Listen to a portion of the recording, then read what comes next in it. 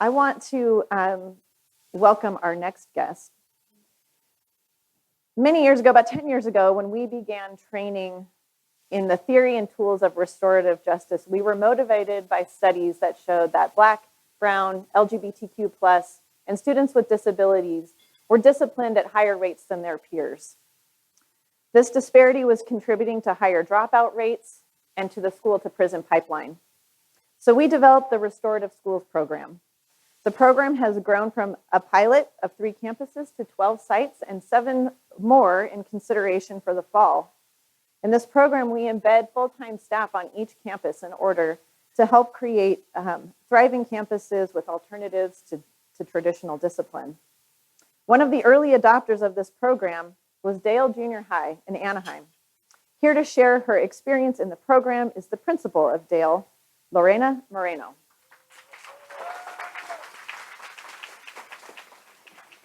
Thank you. Oh, I'm sorry. Yeah, you just gotta shout, girl. I don't know if you could hear me in the back. Thank you. Well, thank you so much. It is such a pleasure to be with you here. I'm just going to imagine all of you are parents in my school, so I'm not going to get nervous. I have served as a principal at Dale Junior High for the last 6 years in West Anaheim for Anaheim Union High School District. And just a little bit about our school, we serve 970 7th and 8th graders. So just think about that for a moment.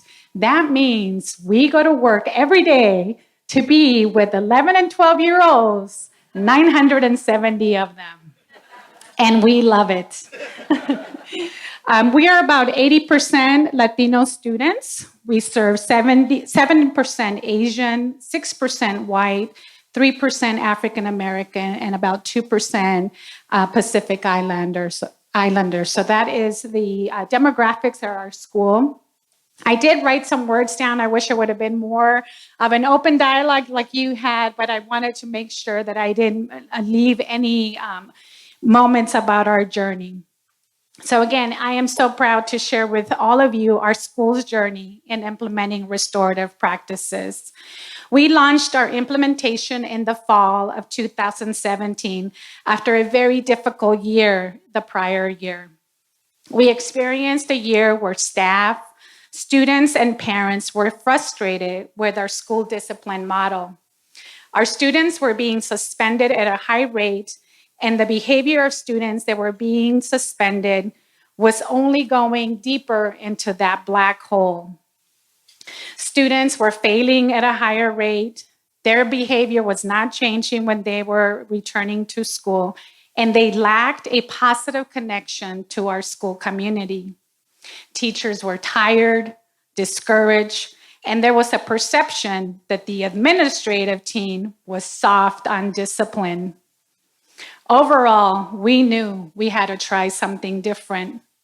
Our district leadership engaged in conversations with OC Human Relations about bringing restorative justice specialists to our school sites to train, model, and work with site leadership teams and teachers on the use of restorative justice to address conflict and build strong and healthy school communities.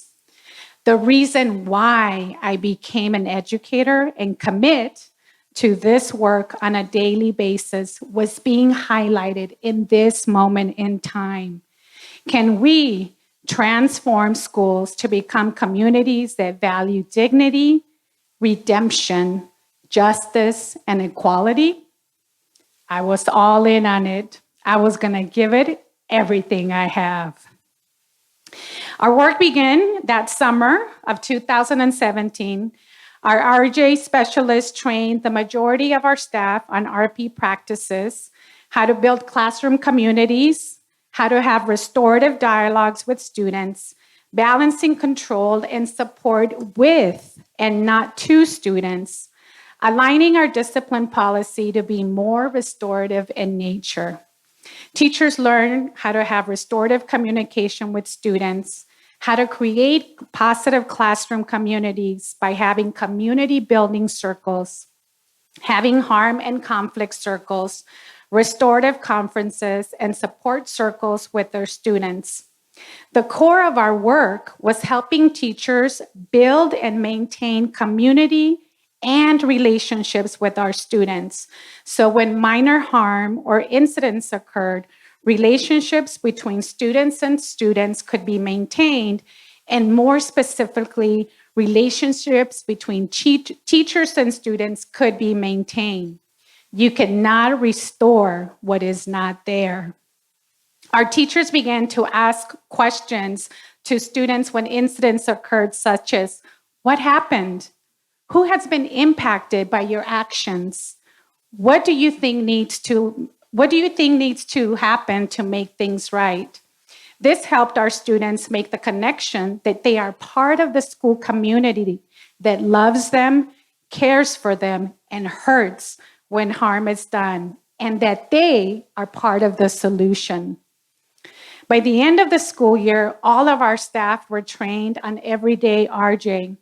Students were self-referring for conflict interventions with adults and with their peers.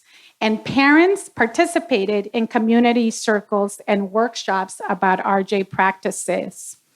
By year 3, we increased from 13 classroom community circles to 98. Students were self-referring for help with conflicts, about 57% of all conflict referrals to the RJ specialist. Talking about suspensions, our suspension rate when we started was at 12.9%. By the end of year 3, we were at 4.2% in suspension. Over the last 5 years, we've had 429 cases that have been referred, and 79% of those cases have had a positive resolution and agreements. One of the most powerful cases we've had this school year was between 2 students who had a history of one bullying the other for many years. The bullying was very serious and had a negative impact on the student throughout the years. Both students agreed to sit down with one another in a restorative dialogue. Through the conversation, the student with the history of being bullied shared that they had been severely impacted. The other student was able to listen to how his actions caused harm. They took responsibility for the harm they caused the other student and offered a sincere apology. At the end of the meeting, an agreement was made to treat each other kindly and with respect moving forward. Our RJ specialist, Mr. Iggy, as he is called by our students and is here with us this afternoon, checked up on the students to see how their agreement was going. And both students affirmed that they had a much better relationship and they were treating each other with respect. Their new positive relationship with one another has been maintained throughout the school year. This case points to the need of healing and repair, no matter how long or how short conflict has been on, and to create a safe community. I want to share with you a quote with one of our teachers that implements circles on a regular basis in her classroom. I quote, "I found the format of the circle to be an effective equalizer for the classroom dynamic. The format of the circle provides equity and structure, having all students face to face, giving respect to the conversation. I often use the circle when speaking about classroom rules and procedures, community building, and when discussing school-wide procedures. I particularly find the circle helpful for reflection on a project, whether it is to get the students thinking about a subject or topic before diving into a new unit or after the completion of a project. I have found this an opportunity to have useful conversations with the whole class. Student feedback showed that it reduced anxiety related to public speaking and lessened intimidation factor that accompanies a formal critique or evaluation." This is from our art teacher, Ms. Heather Zagara. In summary, our school community, as we return to in-person instruction because we had been out for 18 months, at Dale, we were able to reconnect, support, and care for each other because we have a deep commitment to relationship building and being intentional about providing opportunities to build community and connect with one another. We spend time teaching and practicing mindfulness to our students, greeting our students at the door on a daily basis, starting classes with a connection activity, and finishing class with a positive ending. When these elements are part of our daily practice, we are addressing the social emotional needs of our students. And then the magic happens. Students are ready to learn. Thank you so much for listening.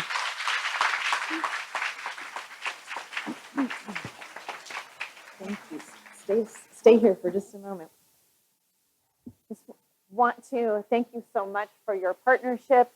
You can imagine some people at Dale said, "You want to do what?" And Lorena was instrumental in moving this forward, in working with Maggie, Marco, Iggy.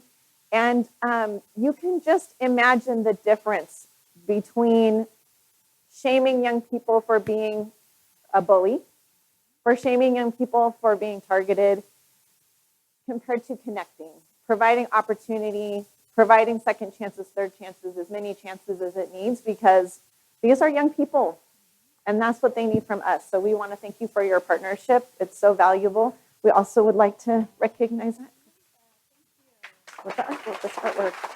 Thank you. Thank you. Thanks for being here. Always the principal. I know.